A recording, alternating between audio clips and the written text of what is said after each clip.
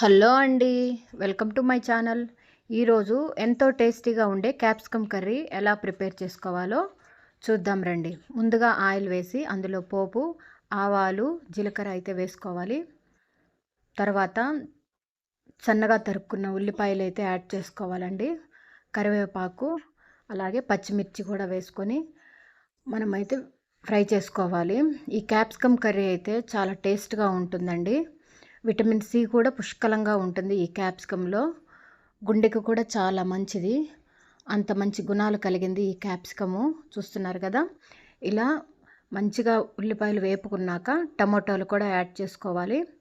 టమోటాలు వేసుకున్నాక కొంచెం అల్లం వెల్లుల్లి పేస్టు, అలాగే కొద్దిగా పసుపు, అలాగే రుచికి సరిపడా సాల్ట్ కూడా యాడ్ చేసుకొని బాగా మగ్గించుకోవాలి.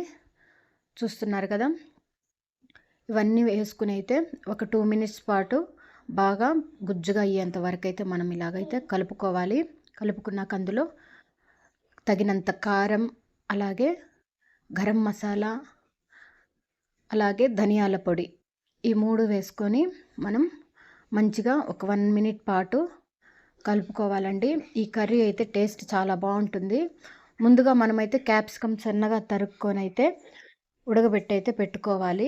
ఎక్కువ ఉడకబెట్టకుండా ఒక మంట ఉడకబెడితే సరిపోతుంది. ఇలాగా ఉడికించుకున్న క్యాప్సికమ్ కూడా వేసి బాగా ఈ మసాలాలు కారం అంతా పట్టేదాకా అయితే కలుపుకోవాలి. చూస్తున్నారు కదా ఎంత గ్రేవీగా వచ్చిందో. వాటర్ కూడా తక్కువ వేసుకోవాలండి, ఎక్కువ వేసుకోవని అవసరం లేదు.